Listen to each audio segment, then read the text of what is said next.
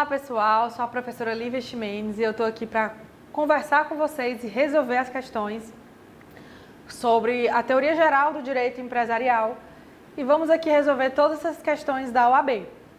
Primeira questão, Xerxes constituiu a empresa individual de responsabilidade limitada, Eireli, com sede na zona rural do município Vale Real para a fabricação de laticínios, cuja matéria-prima será adquirida pelos produtores rurais da região ou de cooperativas de produtores rurais. A pessoa jurídica será administrada por sua cunhada, Ceres, e seu instituidor pretende adotar como nome empresarial a espécie denominação. Com base nessas informações e na disciplina legal da Eireli, assinale a afirmativa correta. A administração da Eireli deverá ser exercida em caráter privativo por Xerxes, que poderá designar mandatário em auto separado. Falso, gente. As regras da Eireli, elas permitem a possibilidade de um administrador ser um terceiro, não necessariamente ser o fundador da Eireli. Item B. Para a constituição da Eireli não há capital mínimo, no entanto, esse deve estar previamente integralizado. Falso, gente. Há sim capital mínimo, que é o valor de 100 vezes o maior salário mínimo do país. Item C. A Eireli em questão adquire personalidade jurídica com a inscrição do ato de constituição no Registro Público de Empresas Mercantis a cargo das juntas comerciais. Verdade. A Eireli, ela é uma pessoa jurídica. A partir do momento em que você faz o registro, então, tem personalidade jurídica. Item D. A Eireli deverá adotar firma como espécie de nome empresarial. A Eireli, gente, ela pode adotar firma ou denominação. Então, o item D estaria errado, porque pode ser a denominação também. Primeira questão, então, item C de casa. Segunda questão. Servidor da junta comercial verificou que o requerimento da alteração contratual de uma sociedade limitada com 22 sócios e sede no município de Solidão não foi assinado pelo administrador, mas por mandatário da sociedade com poderes específicos. O requerimento foi instruído com uma nova versão do contrato social, desacompanhada da ata da deliberação que aprovou. O referido servidor determinou que fosse sanada a pretensa irregularidade. Com base nessas informações, assinale a afirmativa correta. O servidor não agiu corretamente porque cumpre a autoridade competente, antes de efetivar o registro, fiscalizar apenas a observância das formalidades extrínsecas ao ato e não as formalidades intrínsecas relativas aos documentos apresentados. Portanto, a alteração deveria ser arquivada. Falso, gente. Quando a gente está falando de uma alteração de uma sociedade, é preciso que a gente tenha essa ata. E o servidor da junta, ele precisa ter a ata para verificar se realmente tudo aconteceu da forma legal. Estavam todas as pessoas presentes, estava tudo correto, tá? Item B. O servidor agiu corretamente, porque cumpre a autoridade competente, antes de efetuar o registro, verificar a observância das prescrições legais concernentes ao ato ou aos documentos apresentados. Havendo irregularidades, deve ser notificado para que o requerente para assiná-las. Então, o item correto aqui, o item B, que foi o que eu acabei de falar para vocês. C. O servidor não agiu corretamente porque as irregularidades apresentadas no enunciado são insanáveis, por se referirem a requisitos substanciais e de validade do documento. Não, gente, essas irregularidades são sanáveis, tá? Você pode apresentar os documentos posteriormente. Entendeu? O servidor agiu corretamente porque somente o administrador, como órgão da pessoa jurídica, tem legitimidade para pleitear o arquivamento da alteração contratual. Falso. Pode ser pleiteado por outra pessoa. Não é essa a irregularidade que justificou o ato dele. Terceira questão. Maria, empresária individual, teve sua interdição decretada pelo juiz a pedido de seu pai, José, em razão de causa permanente que a impede de exprimir sua vontade para os atos da vida civil. Sabendo-se que José, servidor público federal na ativa, foi nomeado curador de Maria, assinale a opção correta. É possível a concessão de autorização judicial para o prosseguimento da empresa de Maria. Porém, diante do impedimento de José para exercer as atividades de empresário, este nomeará, com aprovação do juiz, um ou mais gerentes. E aqui a gente tem o gabarito correto. Poderá ser concedida.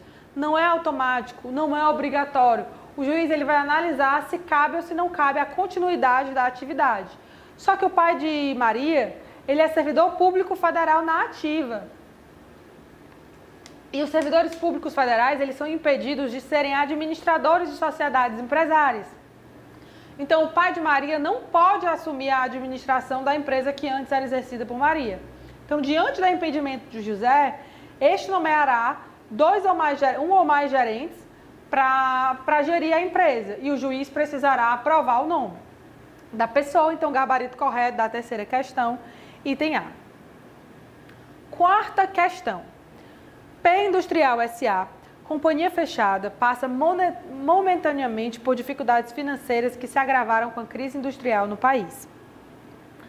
A Assembleia Geral autorizou os administradores a alienar os bens do ativo permanente, entre eles uma unidade produtiva situada no município de Mirante da Serra, avaliada em R$ 495 milhões de reais.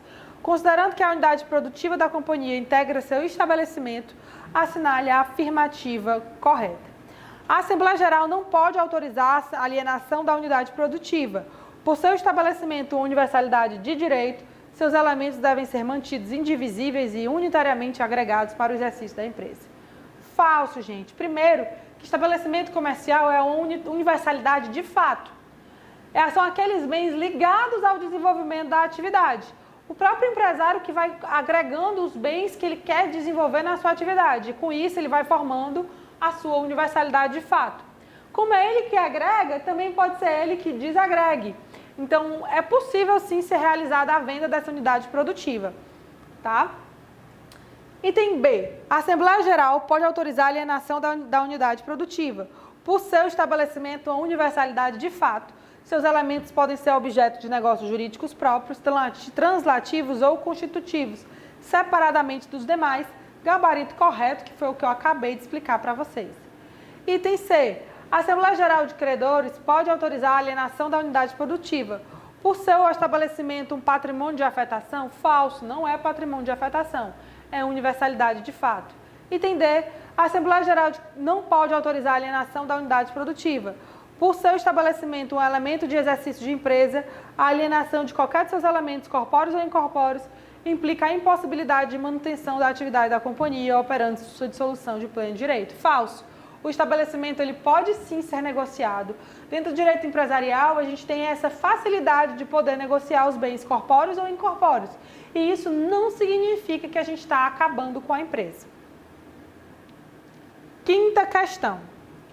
A instauração do incidente de desconsideração da personalidade jurídica foi requerida em um processo de execução por título extrajudicial. O advogado do executado manifestou-se contrariamente ao pedido, sob a alegação de cerceamento de defesa de seu cliente, somente cabendo a desconsideração se requerida em ação de conhecimento ajuizada especificamente contra o sócio da sociedade empresária devedora. Sobre a argumentação acima, assinale a afirmativa correta.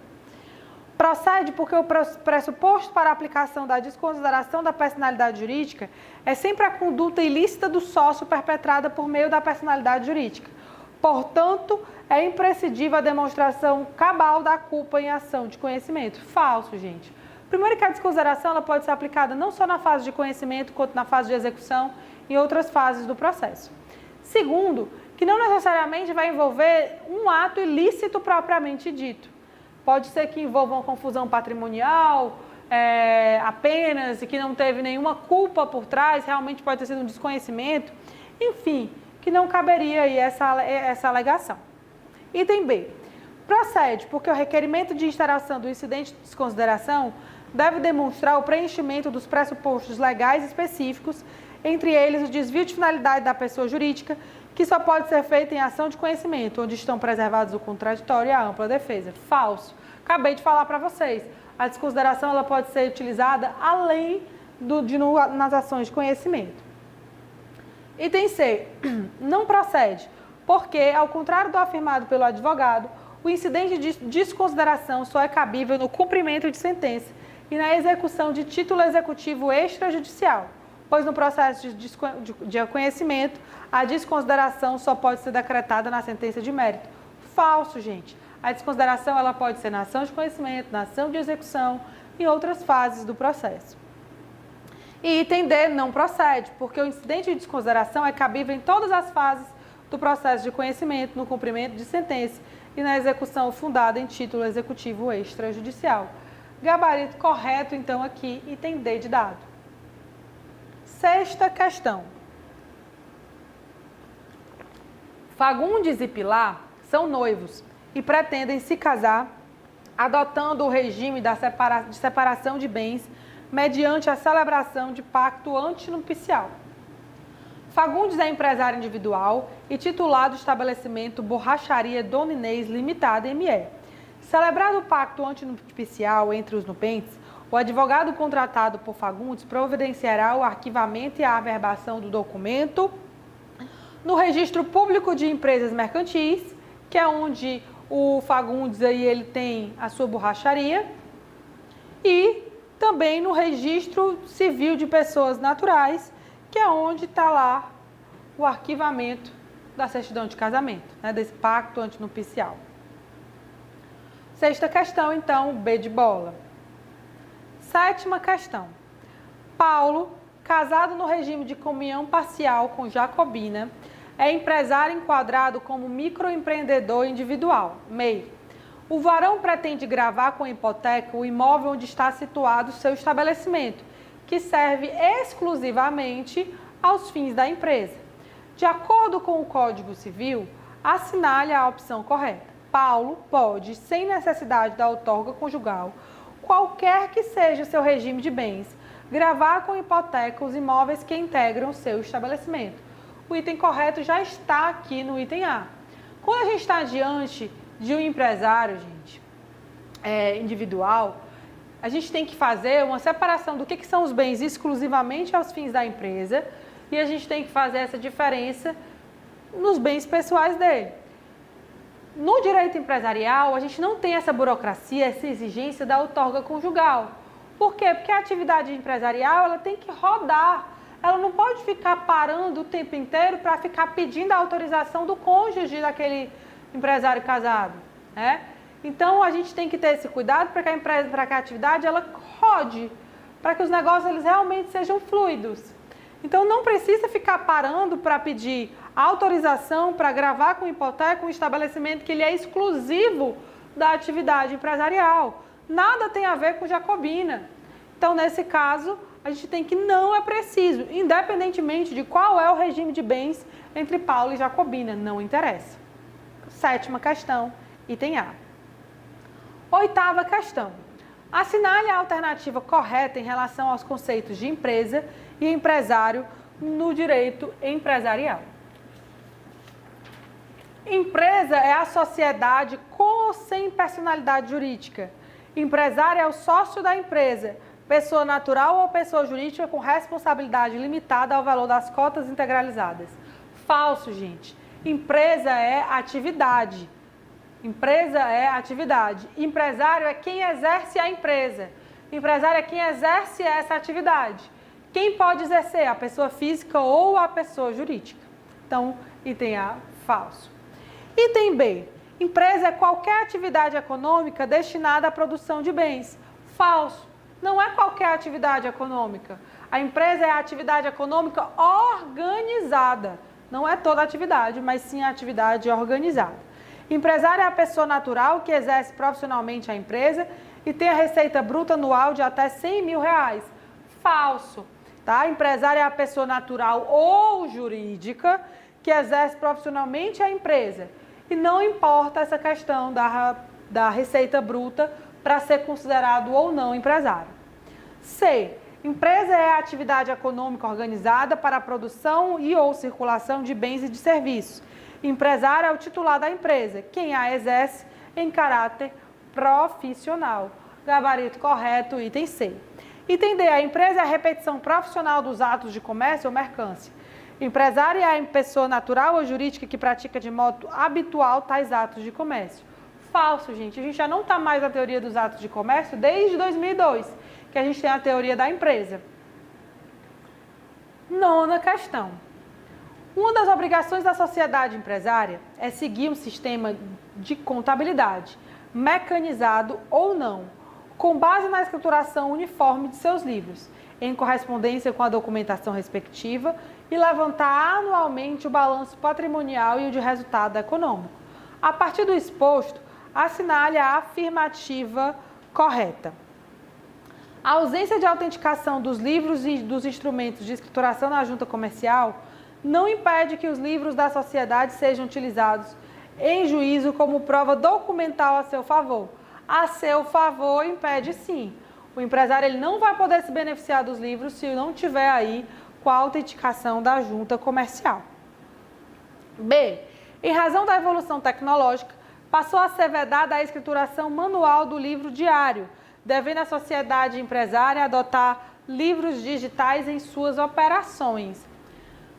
Esse item aqui, gente, para as provas de vocês da OAB, esse item vai estar falso, tá?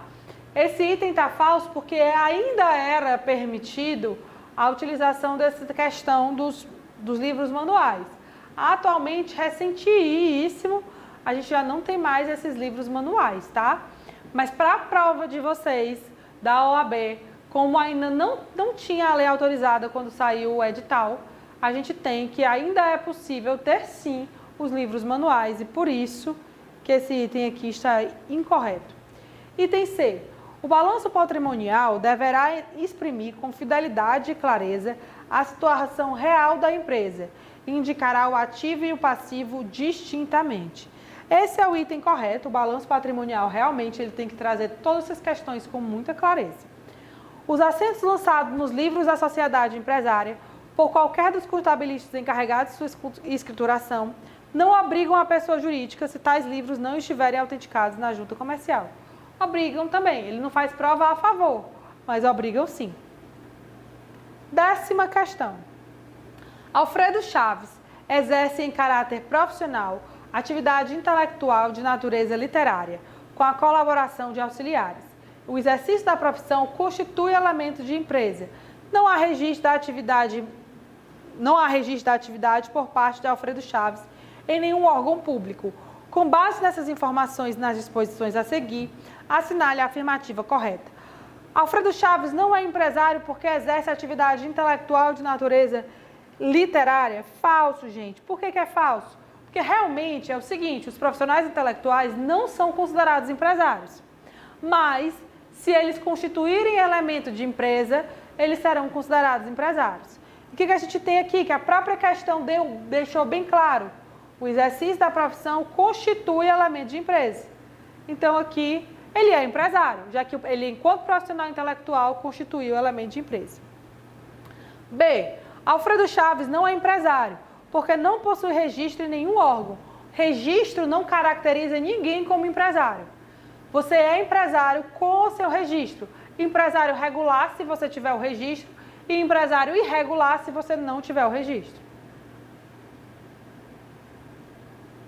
C. Alfredo Chaves é empresário, independentemente da falta de inscrição de registro na junta comercial. Verdade, acabei de falar isso para vocês. Item D. Alfredo Chaves é empresário porque exerce atividade não organizada em caráter profissional. Falso, porque para ser empresário precisa exercer atividade organizada. Então, isso aqui estaria dizendo o oposto de ser empresário.